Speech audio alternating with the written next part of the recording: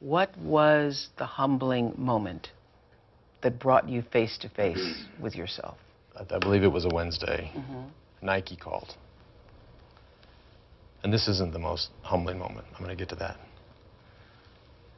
And they said, basically, cliff notes here, that they're out.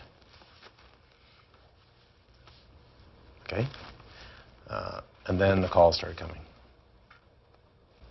You know, in a way, I just assumed we'd get to that point. The story was getting out of control, which was my worst nightmare. And the one person that I didn't think would leave was the foundation. And that was the most humbling moment.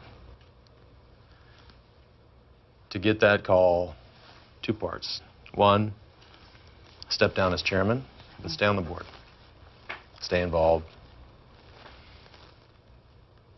That wasn't enough. That wasn't enough for the people, for our supporters. And then a couple of weeks later, the next call came.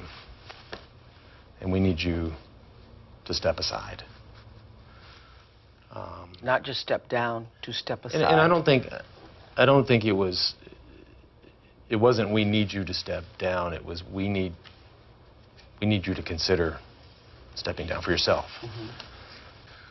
The foundation is like my sixth child. And to make that decision and to step aside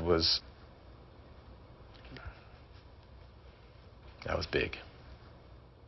My question, who is that guy? Who is that guy? That is a guy who felt invincible, was told he was invincible, truly believed he was invincible. That's who that guy was. A lot of people think you're doing this interview because you want to come back to the sport. If you're asking me, do I want to compete again? The answer is hell yes. I'm a competitor. It's what I've done my whole life. I love to train. I love to race. I love to... You want to compete again on the bicycle?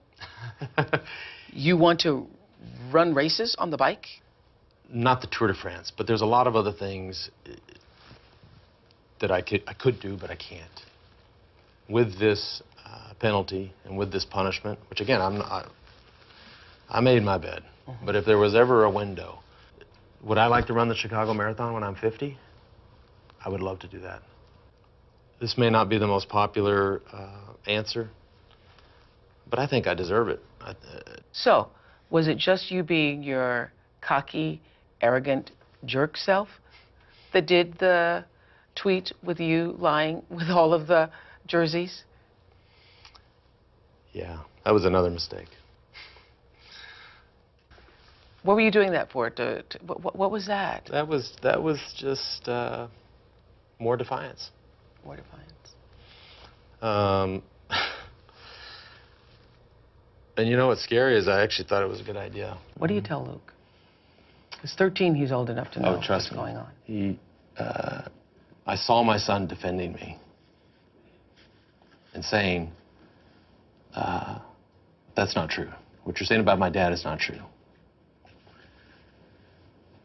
That's when I knew I had to tell him. I told Luke, I said,